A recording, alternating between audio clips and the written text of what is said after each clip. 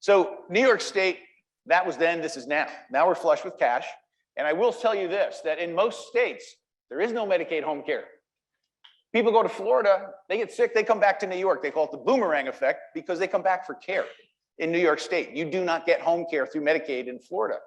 And that $28,000 resource allowance, almost every other state, you know what they allow people to have in total resources?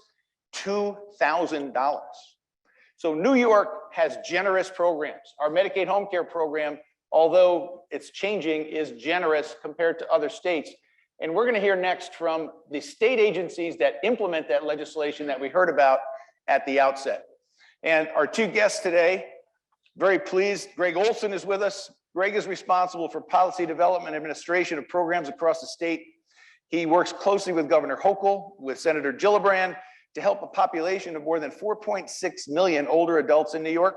Greg, I've been working with for over 30 years in this field. He used to be in the government, the Senate, the Assembly rather, and he's going to update us on the department or the Office for Aging programs. But first, we're going to hear from Adam Herbst. We're very happy to have Adam with us.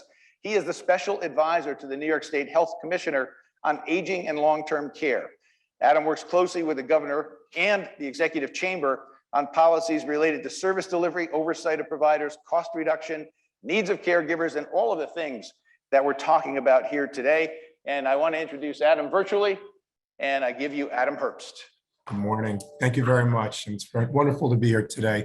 I have to apologize. I am just getting over laryngitis, so I'm going to speak as loudly as I can and slowly, but I have to apologize that I can't be there in person, and I hope everyone can hear me. What I'd like to do today is begin with a high-level discussion with the initiatives that the governor has put into place with respect to supporting aging and long-term care in New York. I'd like to go over at a high level the Medicaid budget. And if there's time, I'll go over the 1115 waiver process and where we are with that at the state government. And then I'll happy to turn it over to my colleague, Greg Olsen. So first and foremost, this year, the governor spent a great deal of time trying to focus on rebuilding our healthcare economy to provide care for more New Yorkers. All New Yorkers, I think we all agree on this, should have access to safe, affordable, and high-quality health care. The pandemic taxed an already strained healthcare system, exacerbating disparities and systematic healthcare delivery issues.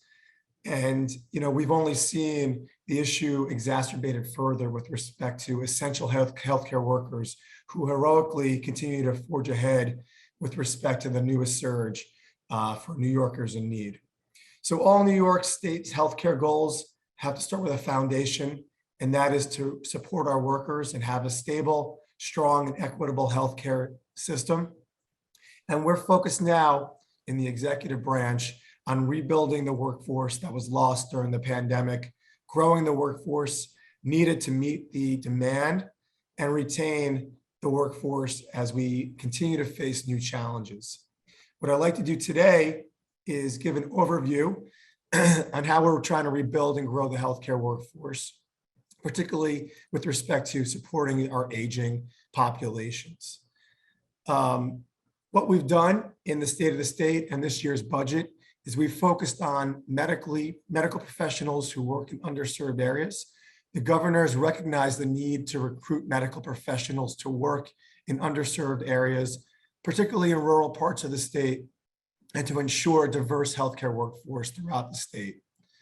We've also focused on awarding credits across SUNY and CUNY on-the-ground learning, and this is going to help provide additional support for different training programs as we recognize that barriers need to come down for professionals to pursue careers in health and human services. We're also looking, as the prior spoke about, in home and community-based healthcare workforce through benefits and skill development. The need for home healthcare workers in New York is estimated to grow by 66% by 2028. The American Rescue Act, the ARPA, provided significant funding for states, including New York, to invest in our home and community-based health systems. Under the governor's leadership, We've applied to the federal government to spend $2.2 billion on 14 different initiatives to strengthen our care workforce. And we believe through strengthening the home care workforce, we'll be able to implement evidence-based programs that help to recruit, retain, train, and support our direct care workers. We've also connected with skilled legal immigrants to direct support professions, and we believe this is another way to help with the onboarding requirements and the foreign education within New York State. The other important thing that I'd like to speak about today is retaining the existing healthcare workforce with respect to the issues that the governor raised in the State of the State. Given the tremendous and unrelenting strain on the healthcare workforce since the start of the pandemic, it's not hard to appreciate the challenges of the workforce retention. Across the nation, our healthcare sector employment was down almost 6 or 7% in December of 21 compared to where it was in the pre-pandemic trends. And we need to rebuild the growing New York workforce so we can keep our talented workers on the job. We're supporting more career flexibility in this area for direct care workers. We're looking to improve training coordination between EMS professionals statewide. And we're looking to reform rules limiting what services healthcare workers can provide. This will help us with workforce innovation, which we're very excited about as we try to create a new office of the healthcare workforce innovation at the executive branch, and the Department of Health will have a strong hand in overseeing that. We're very excited about developing new approaches for strengthening the health and direct care workforce that have been implemented in other states, and we're looking forward to bringing that here to New York, and to test new models of care with new educational strategies and recommend policies to increase the supply of healthcare and direct care support personnel to meet our growing needs here in New York. So with respect to aging, we have quite a lot to do here. And the big thing is we would like to make sure that more New Yorkers can age with dignity here in the state. That is the biggest thing that we are looking to do right now. And we are very excited about some of the initiatives that we put together, both in the state of the state and also in the Medicaid budget, in the executive budget, excuse me. New York leads the nation in meeting the care challenges facing our aging population. We were named the first age-friendly state by AARP in 2017 and the first age-friendly public health system by the Trust for America's Health in 2021. But we must do more to help maintain our place here as a national leader for our aging care population. New York has the fourth largest population of older adults in the United States, with 3.2 million people. That's 16% of the New York population over the age of 65. There are 92,000 New Yorkers who reside in nursing home facilities, and hundreds of thousands are receiving home care. Long-term care spending accounts for 33% of the total state Medicaid spending. That's our largest cost driver in the state budget for Medicaid. Now is the time to ensure that aging New Yorkers have access not only to essential health services, but to appropriate living settings and programs that reduce isolation. So what are we doing to help with respect to this? The first, and what we're very excited about this year, is that the governor has established a state master plan for aging in New York. This will help us, the governor's has put this together, help us create a state policy and program and blueprint initiative that will help us strategize in ensuring that all New Yorkers can live fulfilling lives in good health with the freedom and independence to age in place for as long as possible. We're looking forward to working with stakeholders, internal government and external to government, to help look at it and address the challenges related to communication and cooperation and caregiving and long-term financing and innovative care models. All of this, we hope, will help further the ability for more New Yorkers to age with dignity and independence. We are looking at additional ways to promote alternatives to institutional settings for seniors. Although many New Yorkers do want to age in place, some struggle to afford independent living arrangements. We're looking to expand affordable housing availability for older New Yorkers with the services they need to live independently. The governor is helping to create 2,000 more affordable and permanent supportive housing units for Medicaid eligible seniors who might otherwise not reside in a nursing home or other institutional setting. We're also looking to improve the quality of care in nursing homes. Nursing homes provide essential care, like I said, for over 92,000 New Yorkers throughout the state. But some facilities lack the stable workforce needed to provide the right care to the residents. We're going to take the steps necessary to improve care for nursing home residents who experience cognitive decline. And we're looking to become the first certified dementia-friendly center of excellence here in New York, with the goal that 50% of all nursing homes become dementia-friendly by the year 2027. We're also looking as a second initiative in this area to establish clear certification criteria for memory care, a form of long-term care focusing on helping residents with memory issues or dementia. Currently, facilities can advertise this offering of special services, such as memory care, without having staff with specialized knowledge of the care and treatment of those who have Alzheimer's disease or dementia. But we believe it's necessary for facilities to be required to include specific training requirements for staff and administrators, as well as resident programming requirements that seek to reduce cognitive decline. And we're very excited to implement that here in New York. The next initiative the governor has put together is investing in innovative nursing home models. One idea that we have seen work both in small pockets of New York State and other areas around the country is the greenhouse model, which is more of a traditional home where food is made fresh on location, and there's far less visually prominent medical equipment and minimal administrative interaction. We believe that that will provide additional high quality care in a setting that residents feel more comfortable and familiar. And we're very excited about that. The final area that the State of the State governor raised was combating social isolation and abuse towards older residents. Unfortunately, roughly 1/4 of Americans over 65 suffer from social isolation, and this reduces their quality of life and significantly increases health risks related to dementia, heart failure, and premature death. We're looking to combat isolation in New York with elderly New York's with friends, family, and using technology. And there's going to be quite a bit of investment that we're looking forward to in this area. One additional area that Greg, I'm sure, will talk about is strengthening the long-term care ombudsman program, where we look to help with about 25% of nursing homes provide regular access to these important advocacy services. And we're looking to have a presence of the ombudsman in all long-term care facilities, whether it's through technology or in person. What I'd like to do just before I turn it over to my colleague, Greg, is just quickly go through some of the high-level enacted Medicaid budget and executive budget areas. There might be some questions about. I'd like to provide some insight. As many of you know, at the beginning of 2022, there were approximately 7.4 million individuals enrolled in Medicaid in the state of New York. The maintenance of effort requirements to remain in place through the Public Health Emergency and ARPA spending plan and Medicaid enrollment projections for fiscal year 2024 are contingent on CMS guidance, excuse me, on the wind down of the federal public health emergency.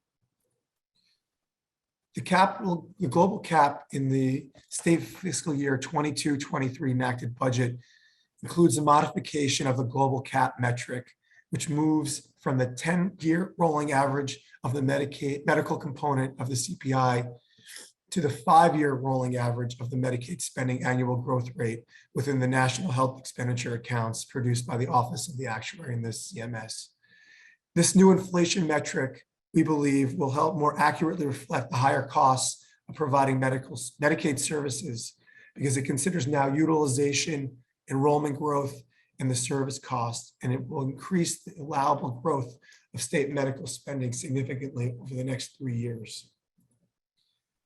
We've seen managed care and the rate adjustments, and we're moving towards integrating plans to the middle of the rate range in this year's budget, We're investing $40 million gross with a $20 million state share to increase the Medicaid Advantage Plus, the MAP plan premiums to the midpoint of the actual rate range. And this will provide an accelerated and smoother transition to integrated care. With respect to long-term care specifically, the budget is going to modify MRT2 proposal for long-term care supports and services and authorization guidelines. And this proposal will help us from implementation of a single uniform tasking tool to a requirement that tasking tool used by all plans to meet specific service authorization guidelines and standards. With respect to LICSA, the licensed home care service agencies, we have a request for offer refinement, and this proposal incorporates an administrative efficiency component into the selection process for the LICSA RFO that was authorized as part of the state fiscal year 2019 and 20 budget and the MRT2 reforms. We have quite a bit of nursing home reforms going on in the budget this year.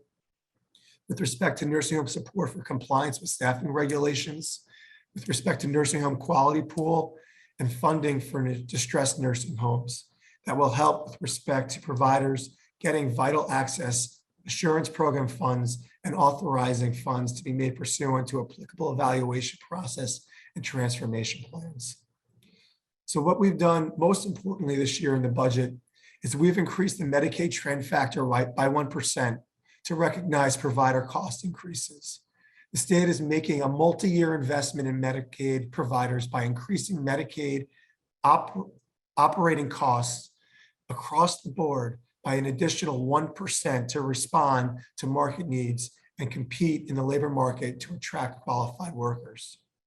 Additionally, there's going to be a restoration of the 1.5% across the board. DOH is going to be implementing a 1% across the board payment reduction effective January 2020 to April 2020, which is going to increase to 1.5% across the board reduction effective April 2020, and each fiscal year thereafter, which has been restored effective April 1st, 2022 in the enacted budget. We've also had hospital rebasing delayed, which will extend the statutory requirement to rebase and reweight the acute hospital rates from July 1st, 2022 to no earlier than January 2024. So quite a bit, excuse me, in the budget with respect to workforce and the attracting of Medicaid in nursing facilities. The other big thing, excuse me, is the home care workforce bonuses. I'm sure many people have heard about this. There's going to be a one-time bonus payment to frontline healthcare workers employed in Medicaid enrolled providers. And this bonus payment will be tiered based on the average number of hours the employee worked over the course of a vesting period, with a maximum total payout of $3,000 per employee. The Department of Health is directed to seek Medicaid funding matching assistance to support the bonuses for certain employer types that support the Medicaid program. And this requires employers to report the number of hours that employees will work during the vesting period and submit claims for reimbursement of the bonus payment. DOH is going to request a waiver from CMS to exempt worker bonus payments for the calculation of federal disproportionate share payments or in the calculation of the payment limit. And we're very excited about this in terms of providing more for our home care workforce and healthcare workforce. We've also had a minimum wage increase for home care workers. We've increased the statutory minimum wage by $3, which will be phased in over the next 18 months. Beginning in October 1st, 2022, the minimum wage will be increased by $2 per hour. And beginning on October 1st, 23, an additional $1 per hour will be added for the full phase-in. Consistent with the statute, the rates will be adjusted to ensure workers in various regions receive the increases in addition to the current statutory base wage amounts effective December 31st, 2021. New York City and Long Island and Westchester downstate, that's $15 per hour, and the rest of the state, that's $13.20 per hour. And both Medicaid fee-for-service and managed care rates will be adjusted to account for the additional funding. Finally, we have done quite a bit in terms of managed care reform, which the prior speaker was discussing. Managed care organizations, the MCOs, we have a procurement study, which is going to require the DOH to review and make recommendations on the status of services offered by the MCOs contracting with the state to manage services provided under the Medicaid program. The purpose of such study is to inform the development of a plan to reform the delivery of services offered by MCOs in the Medicaid program. And this is going to be due to the report will be due to the governor and the legislature by October 31st, 2022. We've also become a National Cancer Institute designated cancer care, which requires health plans to offering Medicaid, essential plan, and qualified health plan to contract with willing National Cancer Institute designated cancer centers. And finally, we're restoring the MMC, MLTC quality pools modified to 1-year restorations. And this restores the fiscal year 23 dollars associated with the quality incentive pool and payment funding that was cut as part of the state fiscal year 2021 in the enacted budget then for both mainstream managed care and managed long-term care, restoring $60 million state share for the MMC quality pool and $17 million for the MLTC quality pool. Finally, the raising for income level for seniors and individuals with disabilities to 138% of the FPL. And this is consistent with our executive budget to raise the income level for age, blind, and disabled, non-MAGI, low-income families, and other medically needy adults to 138% of the FPL. I'll leave it there with respect to the budget. I'm happy to take questions, but I do want to leave some time for my colleague, Greg. Just before I do turn it over, I do want to give a very high level because I've received some questions on the 1115 waiver amendment and give a status update on that. Just for everyone's reminder, New York State's 1115 waiver, the New York State Medicaid redesign team, the MRT waiver, was formerly the partnership plan, has been in effect since 1997. New York's 1115 MRT waiver was last renewed on April 1st, 22, as effective through March 2027. The goals of the larger MRT waiver are to improve access to health care for the Medicaid population, to improve the quality of health services delivered, and to expand coverage to additional low-income New Yorkers with resources generated through managed care efficiencies. Now, with respect to the status of the waiver activities, we are now, CMS has approved a 5-year extension of the MRT waiver. And now we are incorporating feedback from the concept paper that we put into a formal application. And there's going to begin a public comment period right now. The new 1115 waiver amendment is seeking for New York State $13.52 billion over 5 years to fund a new 1115 waiver amendment that addresses health disparities and systematic healthcare delivery issues that have both been highlighted and intensified by the pandemic. The goals of the waiver are to build a more resilient, flexible, and integrated delivery system that reduces health disparities and promotes health equity and supports the delivery of social care, and develops and strengthens supportive housing services and alternatives for the homeless and long-term institutional populations. We also, this year, are hoping to redesign and strengthen our system capabilities to improve quality, advance high health equity, and address the workforce shortages. And finally, and just as importantly, to create statewide digital health and telehealth infrastructure.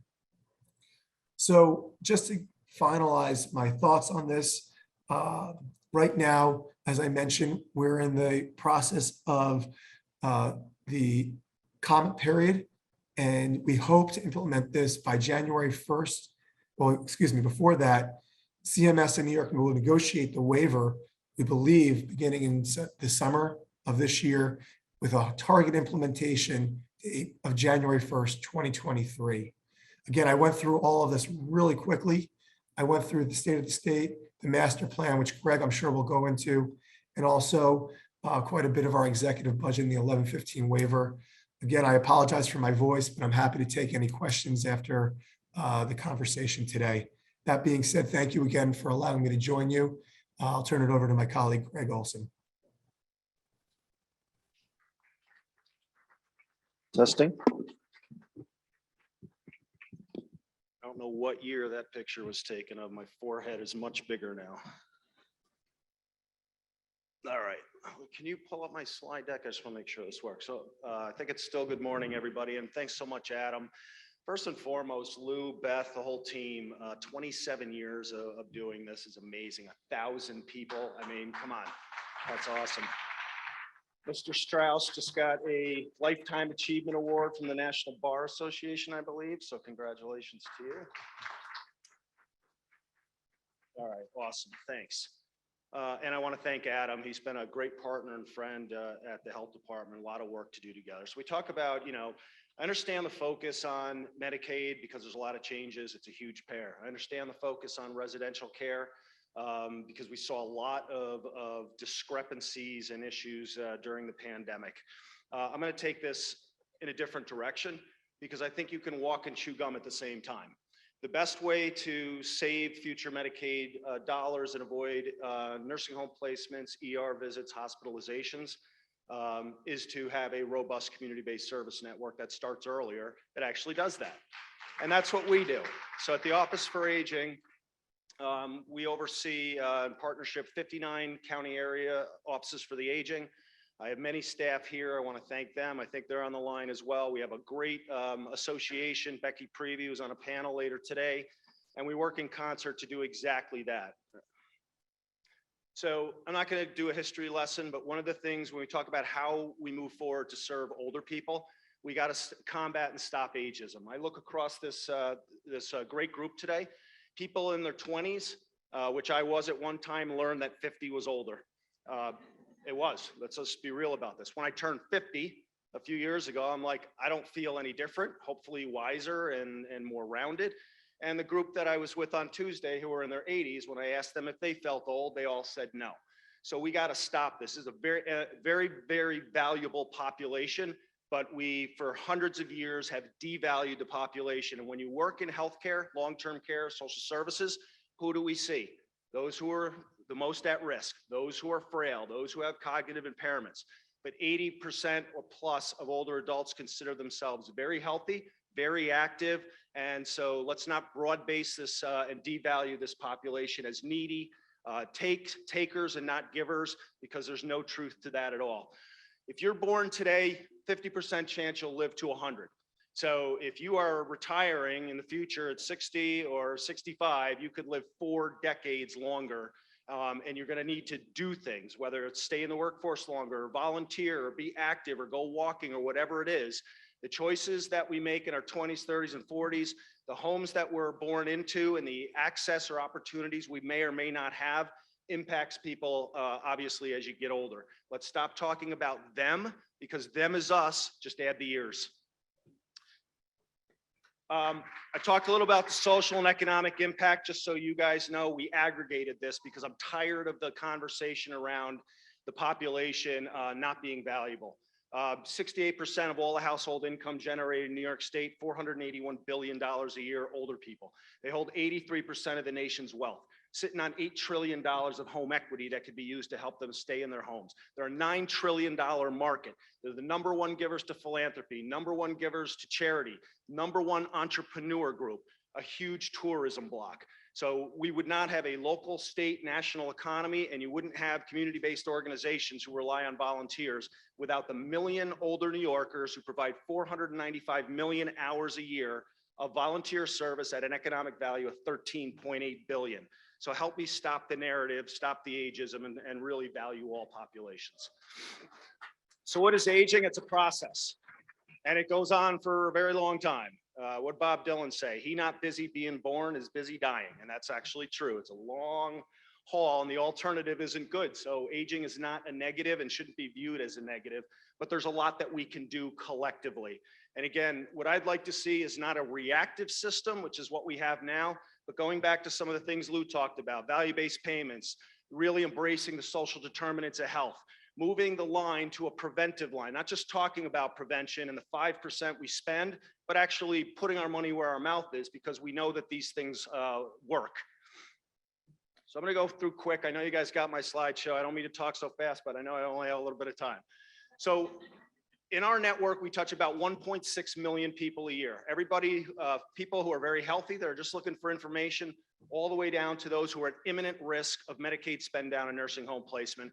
And of course, we have 4.1 unpaid individuals. I'm not going to call them caregivers because people don't self-identify as a caregiver. They self-identify as a spouse, as a son, as a daughter, as a grandparent. 4.1 million who are really the crux of the healthcare system, the long-term care system, and the social services system. And we can't have any type of health or long-term care reform without having the individuals and families and caregivers at the centerpiece, because they're providing the bulk of the care. What makes up good health? We focus all the time on health care. I'm not going to say healthcare is not important. Of course it is, underscore that. But that is not what makes up good health. 20% of healthcare costs are related to a diagnosis. The rest of them, besides genetics, which is about 7%, is what we call the 8 domains. It's your housing, the air quality, your food quality, access to food, access to nutritious food, walkability, transportation, etc. I read an article yesterday, 9 million people across the world die every year because of bad groundwater, poor air quality, etc. So what we're trying to do collectively is connect the dots. There's so many agencies at the state level, local level, and then the partnerships that they have that are providing services across the age spectrum to multiple people, and it's not connected and siloed. When we're siloed, we have a system that we're trying to undo now. People fail. When you're connected and looking holistically, you succeed, and that's where we need to go. So Adam talked about the master plan. This is not new. This is not a shiny new thing. We've been working on livable communities since 2006, partnership between the health department, the Department of State, and the Smart Growth Director, Paul Byer, and the Office for Aging. We created what was called Livable New York in about 2008, before there was ever an age-friendly as developed by AARP and the World Health Organization. I want to thank Beth Finkel for all of her support at AARP, but we merged our process into that misnomer, and we've been doing this work now for 15 years. Master Plan is age-friendly 2.0. And Adam went through some of the things in the budget that really are going to assist. And again, this is not about aging, it's about all ages. How you have a built environment, how you reorganize your communities that support people successfully growing up and growing old. And that's what this is all about. And this is not an exhaustive list at all. This is just a demonstration of the way that I view aging, because older adults don't live in the state office for aging. They touch health, long-term care, transportation, tax and finance, Office of Mental Health, Office of Substance Abuse, the IDD population, and so on and so forth. And if we're not thinking about that and connecting those dots, then we are not going to succeed. So, Adam again went through the health department, but there's, property tax relief. Why is that important? Because that provides additional economic opportunities in this time where, you heard about the inflation this morning, you're all feeling, and of course, you know that.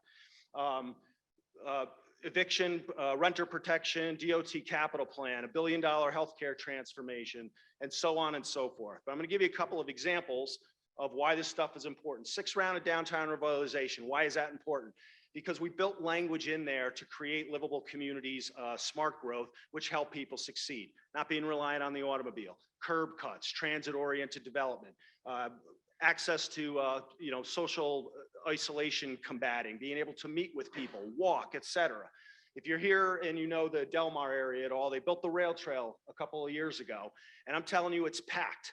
Those are the types of things, having access to things like that so you can walk, breathe the air, socialize with people. If you build these things, they will come. We've got the $1 billion for technology to help people not only subsidize equipment, but to actually get Wi-Fi throughout New York State. It's going to benefit people of all populations. Environment, energy, agriculture, I just gave you that. 9 million people die a year. Improvements State Park, increase access to open space so that we can get out and be with others, be in the fresh air. Continuation of the Nourish New York program, helping farmers. Many farmers in New York State are actually older themselves, but to get food to the emergency food networks. Expansion of SNAP to farmers markets. $4 billion in clean water, clean air, green jobs. Again, hopefully to lower your rates of for electricity and other types of things, making housing more sustainable so that you have more money in your pocket, and then offshore wind. All of these things matter in terms of looking at a community that helps you succeed. The human service budget, again, lots of dollars for assistance for individuals that need some help. Expanded HEAP benefits. Our network got 30,000 older adults signed on to HEAP last year. expand SNAP benefits. We help 26,000 people get their SNAP benefits. Average benefit for an older adult, $200 a month. That's $2,400 a month or a year in food assistance, and so much more. You got a $25 billion 5-year capital plan for affordable housing.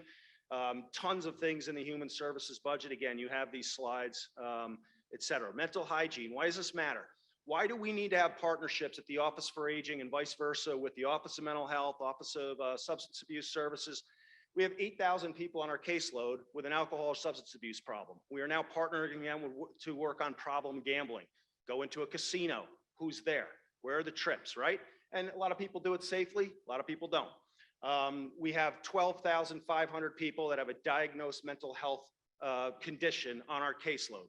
63% of the state's veterans are over the age of 60. We have 24,000 veterans on our caseload.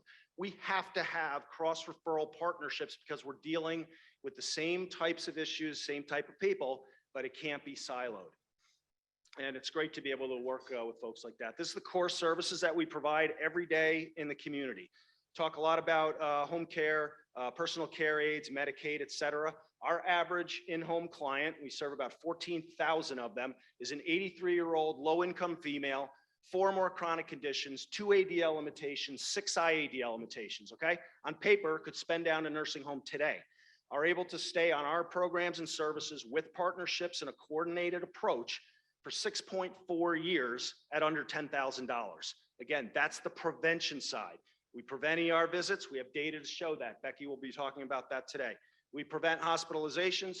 When people go to rehab, when everybody comes back to the community, are the emergency room doctors following them home? No. Are the physicians following them home? No. Are the folks who are doing amazing work in rehab following them home? No. You need an infrastructure at the community level that serves people long-term, which we do, that know the family, know the house, build the trust, so that those types of directives from a physician or a discharge plan can actually be completed. This is just some of the data we collect. We screen for anxiety, depression, alcohol, and substance abuse. We're making sure people are going to the primary care, to the dentist. We look at their hospitalization rates. We added a social isolation scale. We do a tech check. We do a home safety check, and so on and so forth. Imagine if you're a hospital or a health system and we're able to electronically transfer these things back and forth, how important this data is when you know that the medications, I heard Valerie Bogart talk about that, know what they are because that electronic form happened. Or it's a customer of ours, there's a discharge plan in the hospital, discharge plan goes to one of our 834 state certified case managers, so we can actually have a care plan that works for people and ask them what they want. Behavior change is the hardest thing, and we all know that. It's pretty easy to go home, brew up some popcorn, put your feet up, not get on your bike, play tennis, go for a walk. Folks that we serve have the same issue. We all do. It's hard. It's hard to do those things. So if we're not asking people what matters to them, that's the ultimate incentive. I want to go to my granddaughter's graduation. I want to take this trip. I want to be there for this. What better way to change incentive by asking people what they want and then helping them get there through the types of things that we provide rather than saying, we think you need this. And that's kind of what we do. So again, I want to give Becky, the entire AAA network and our partners credit for all the great things that we're doing. How am I doing on time? Okay, because it's been amazing. And we've had the flexibility. And I want to thank Governor Hochul, who has always recognized the value of our agency and what we do, that we have launched that states all over the country are replicating. You probably have seen our animatronic pets, right? Have been proven to reduce social isolation and depression by 75%, has now been evaluated in facilities for the Veterans Association, et cetera. We put out about 4,000 of those during the pandemic, and we just ordered 17,000 more. They just came up with a new product called the Walker Squawker, and it goes on a walker and it's artificial intelligence to remind an older adult or anybody using a walker to take the walker to reduce the falls and injury risk of falls. We're going to be testing the efficacy of that at the Teresian House, so shout out to those guys. We're the first state in the nation to partner with the National Association of Home Builders to provide their certified aging in place specialist certification to 300 of our case managers. Why? The most dangerous place in the world is your home, regardless of age group. And so when we go in and do a safety check and look at the throw rugs and the bathrooms, et cetera, we'll have enhanced skills to be able to make recommendations that will hopefully reduce, again, injury and falls. We're pilot testing a home share program after the very successful Vermont home share in 3 places in New York State. Available at the end of May. All of you are eligible for this. We are fully subsidizing Trualta, an evidence-based caregiver training and support platform, and it provides written, audio, and video training for caregivers on a whole host of topics. We're doing a launch at the end of May, fully subsidized regardless of age, who you're serving, et cetera. Any caregiver in the state of New York can access this for free. So take a look at that, or I'll make sure that I get Lou the stuff. We've built in 2 platforms that bring classes into the homes of older adults. One is the Virtual Senior Center, which is run by Self-Help. We started with 19 pilot counties. We're expanding to 11 more, and we're working with my good friend Al Cardillo at the Home Care Association on a trifecta partnership to expand that. We launched Get Set Up. Again, anybody over the age of 50, you can get this for free. We're fully subsidizing it. They have over 600 classes in a whole host of areas that matter to people: cooking, photography, virtual, places that you can go across the world, or museums, et cetera. In 1 year, we went from launch to 110,000 users, and that was February data. Anybody over 50 can use this today. And if you have a skill and you want to teach a class, you're a quilter, you're a baker, whatever it is, you can sign up to teach a class and get paid. So it's an opportunity, again, in this difficult economic environment for people over 50 to join the gig economy. We're launching the GoGo Grandparent, which is a service that was developed for older adults. It's similar to Uber Lyft, but the drivers are trained in the unique needs of older adults, using walkers, durable medical equipment, door through door, et cetera. We are moving forward to launch this in New York State to build capacity to offer transportation options. 95% of the state of New York geography does not have public transportation. Public transportation assumes you can use it, but then it's on fixed routes and often doesn't meet your time schedule. So we're really excited about this. There's going to be a private pay, partially subsidized, and fully subsidized model. I'm going as fast as I can. We partnered with an organization called Pets Together. This is also free, using the value of therapeutic pets to combat social isolation. I will challenge you to tell me what the #1 pet is. And before you answer, I will tell you, you'll never get it. It's a chicken. That's what people are asking the most, but it's dogs and pets, et cetera. People volunteer. They use the pet to break the ice, develop relationships. You can go onto their site, and if you're in New York State, sign on for free. And if you have a pet and you love your pet and you want to volunteer to help somebody else, you can certainly do that as well. We're supporting the Village to Village movement. That's neighbors helping neighbors. Takes a lot of pressure off our network if a neighbor is helping with shopping and transportation, many other tasks. Becky's going to talk about a couple of our integrated care models, but more importantly, the outcomes and metrics and the savings by integrating, AAA social determinants with clinical services. And then, of course, this amazing project that Lou and his team and we're all involved in Columbia County. We are launching the Intuition Robotics, the LEQ platform. It's artificial intelligence that actually engages older adults. Instead of having to go to your computer, sign on, click a button, it looks a lot like the Alexa, and it engages and it remembers and it talks and it covers all kinds of different areas. We're going to put 834 of those units into the homes of older adults. They were on the Today Show last Thursday, and we're working with the HCP, which oversees the LICSAs, to really target aids to our network. Because as I mentioned, we did a deep dive years ago of what happens to individuals who are awaiting our services but couldn't get them because of lack of aids. And almost 20% wound up either going directly to a nursing home or into MLTC, where we're saving the state roughly $66 million a year if we can serve people in the community. And then I'll go back to what I said. The average person stays on our services for 6.4 years for under $10,000 a year. The only last thing I'm going to say on the last slide that I'm really, one of the most things I'm proud of that we did during the pandemic, and it goes right to the economics of things, is we did a whole host of video tutorials on entitlements and benefits that people are eligible for. Everything from Medicaid to HEAP to SNAP to SCREE, which is in New York City, the low-income subsidy, Medicare savings program. We live in a culture where we don't ask for help. It's kind of, you should do it yourself. You pull yourself up by your bootstraps, right? Which is why a lot of our system is crisis-driven, things that could have been prevented prior to. So I'm going to ask you a question, because we can get a lot of money into the pockets of older adults if they would be willing to apply or had a different view. How many of you are homeowners and applied for STAR? Everybody. How many of you had kids who went to college and got TAP and Pell? Of course you did. How many of you, if you owned a business, took a tax credit or some benefit that was going to help your business? Right. What's the difference between that and SNAP or HEAP or Medicaid? The answer is nothing. It's that it's been vilified as a welfare program, and we got to undo that, and we got to talk about it this way. The average SNAP benefit, as I mentioned, for a low-income older adult head of household is almost $2,400 a year, when I think we know chicken's going to cost $900, so I'm moving to something else.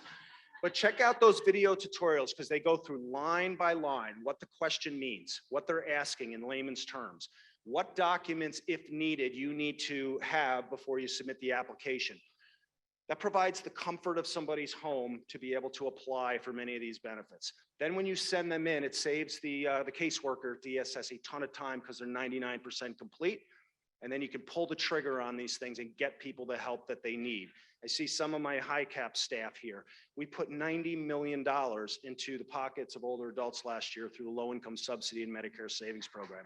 Okay. We gotta really encourage people. You can't make people take services. You can't make people apply, but maybe if we talked about it a little bit different, we could get more people there. So congratulations to Lou. Love you all. Thank you. Great looking crowd. And for all of you, Greg, thank you. What a dynamic force for New York State seniors. We are lucky to have this man. And I can tell you that in Washington, they're looking at New York State for all of the models that Greg is creating and Becky is creating and replicating them in other states across the country. I want to thank Adam Herbst as well for giving us the governor's update and things happening in the budget. The 1115 waiver. Public hearings are starting. Where does that money go? How does that money get spent? Is it going to get to the right places? I encourage anyone that has the ability to advocate, attend a public hearing, make comments on that waiver, because those funds need to get into the programs that we're talking about here today and not vanish into the institutions where there is no meaningful difference being made. So advocate, advocate, advocate. Take that away from today. I do want to say that you never know who's lurking in a virtual world. Now that we're broadcasting to everyone at home and at the break here, we're going to take a little break next. But one of my colleagues, Howard Crooks, who's my partner, who's down in Florida, heard me talk about Florida Medicaid and maybe took a little umbrage with it, but there is Florida home care. Howard corrected me. So I've been corrected. So Howie, I'm glad you're watching. He's the chair now of the Florida Bar Association Elder Law section. He was the chair of the New York Bar Association Elder Law section several years ago. And so Florida does have a home care program. There is simply a very long waiting list to get home care in Florida. So thank you, Howie, for that.